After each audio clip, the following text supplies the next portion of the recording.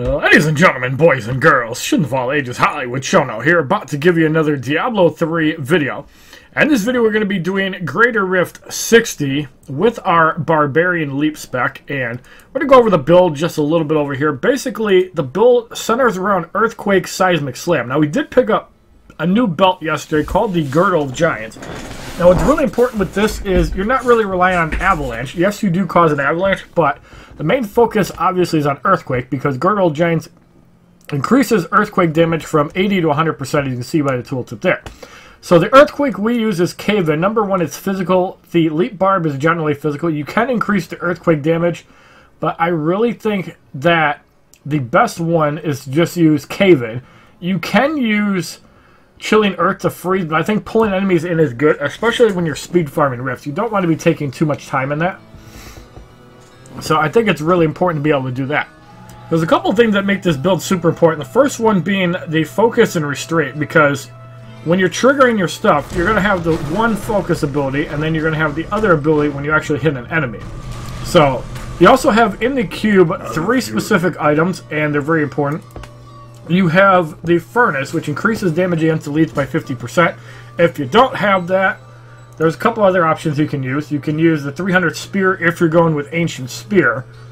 Stalgar's Decimator also gives you a hit. There's a couple other options too. Schaefer's Hammer if you choose to go with Lightning, but that's not really good. That's more for Whirlwind Barbs, not for Leap Barb.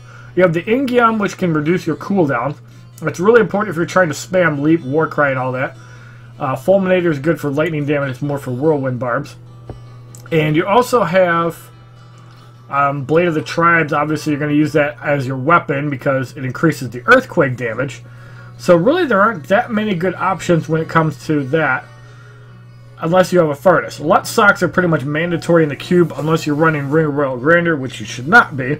And Bandamite is the only thing that allows us to actually survive high Greater Rifts, because taking 60% reduced damage, as you see the toughness going from 29 million all the way up to 266 million, 311 million when you're using Warcry. So otherwise we're using kind of the Earth set.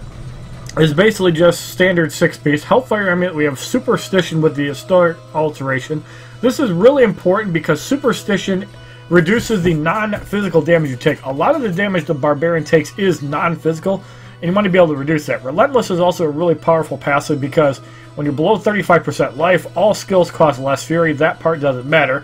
All damage taken is reduced by 50%. You can throw in Tough as Nails too. That gives you 25% armor, but I really like to have a little bit of offense. And Brawl is going to see a lot of value in Rifts because you're always going to be fighting a pack of mobs. So we saw Greater Rift 60 in action. Let's actually bump it up to 62. And let's go a little bit hardcore here. So we're going to be doing Greater Rift 62 in less than 15 minutes. You want to make sure your buffs are up at the beginning so you don't get utterly destroyed. A lot of this also centered around trying to fish for elites. You don't want to be spending a lot of time on the regular mobs. You want to be devoting a lot of time just running around the rift, getting as much as you can. You also don't want your leap off cooldown too long, so you want to be spamming Seismic Slam where possible. You can also use your Rage Generators. You can also use your Earthquake as an activator just to make sure you can leap. So it's very important here. Now we're only about 13 days into the season, so there's obviously still a lot of room for error. I believe like 12 days into the season. I've been playing a lot of Diablo 3. I've probably got about 80 hours on this character alone. And I just love the way the Barbarian performs. Here we run into a couple of elite mobs. Gorgers that are just going to go down. Very easy here.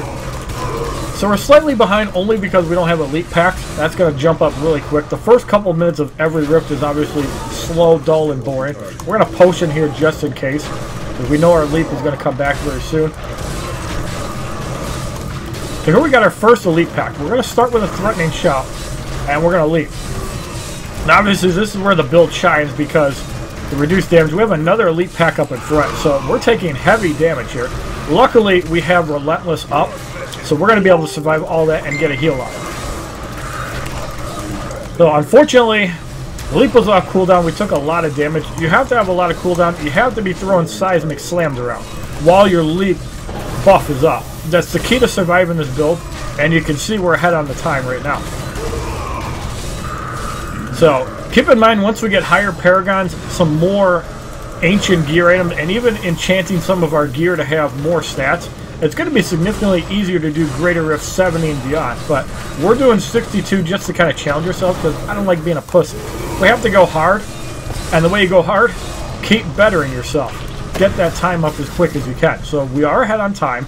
We did do 60 at like 9.5 minutes as a trial run the last time we did this, and of course we got a few Paragon points since then. So really important. Also use your Earthquake if you're afraid of your cooldown going up before you can use it again, and that'll help you out considerably.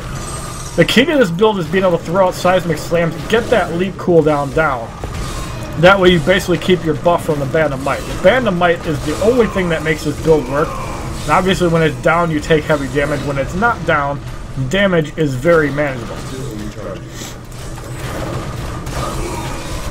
And here's basically common sense. Don't run into shit unless you have Band of Might up, and even then, you might want to keep your distance. So here, as you can see, we have to Band of Might away from mobs because we have to get the buff, because there's a lot of garbage coming in. You can actually take the damage when you have Band of Might. If you don't have the Band of Might buff, you're basically just asking to kill yourself, because it's not going to work. You have to have the Band of Might buff. Basically up as much as you can, or as close to 100% as you can. Because even trash mobs can do upwards of 100,000 damage when you don't have that buff on. And again, using Earthquake, don't be afraid to use the Earthquake, because that'll help dump your rage a little bit faster. When you're using Seismic Slam, you don't have that edge. Well, now we have another elite pack. Obviously, we have the attack speed buff, which is going to be really beneficial for dumping rage from Seismic Slam. So we're running into another elite pack. We're actually doing really good on time, as we just hit Paragon 535. So we're about to hit the second floor as soon as we take out this elite pack. Shouldn't be too many problems. And you see our Band of Might, when we have that up, we're not really taking any damage. We have over 300 million toughness. We did take a big Molten there, but luckily it did not proc our Nerves of Steel, so that's really good. We're going to pick these up and just go to the next floor. Dealing with that trash, not a big deal. So basically when it comes to these rifts, you need to be fishing for the elite mobs. Don't go wasting your time on trash. Get to the elite mobs as quick as you can and deal with them. And try not to keep your Band of Might off cooldown. You really need it to survive, especially against crap like Toxic Lurker and other garbage that just spawns a bunch of crap.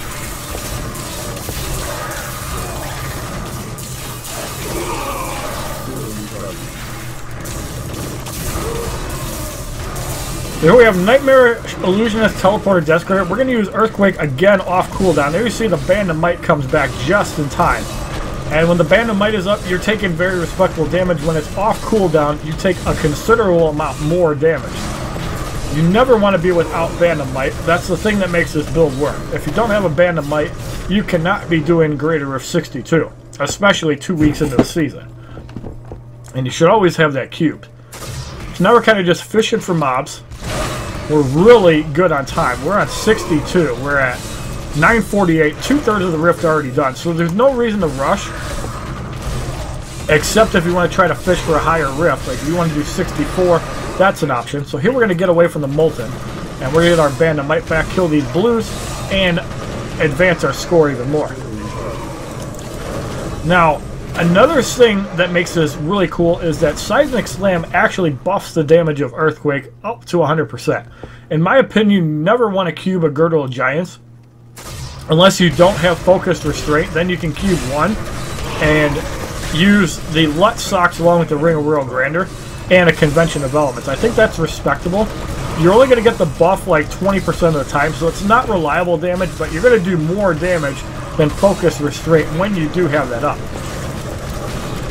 So your Rage Dump is what actually gives you the one buff, and Seismic Slam or Earthquake do give the other. Now you cannot use War Cry and Threatening Shout to actually proc your Focus Restraint because it doesn't do any native damage. A Ground Stomp with the right runes can, but Ground Stomp is just terrible. Until they actually give you a weapon that or something that buffs Avalanche damage, which I'm really surprised they didn't do that. They could have done that with like Hammer the Ancient buffing Avalanche in the belt slot. Or something else, even like Boots or something. As you can see, we're not having too many problems with the Rift. Even elite packs are not really a big deal. Regular trash is just easy.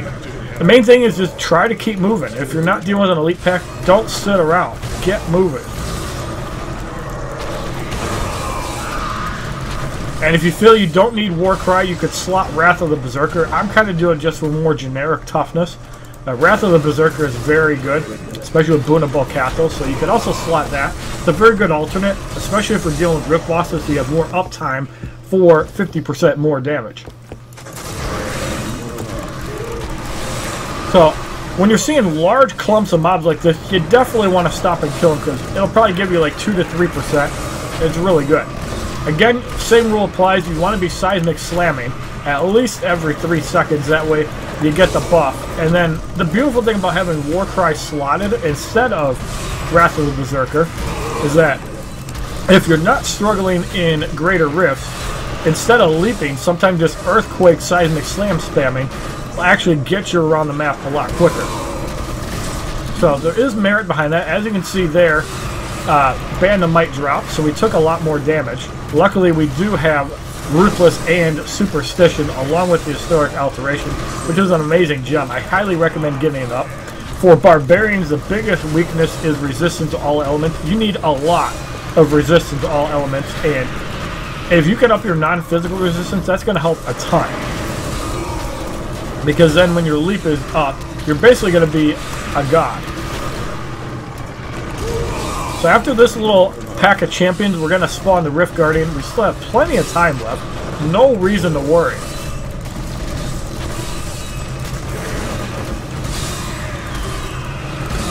So I just want to play it slow. Templar dying kind of sucks, but with the Band of Might, it doesn't really matter.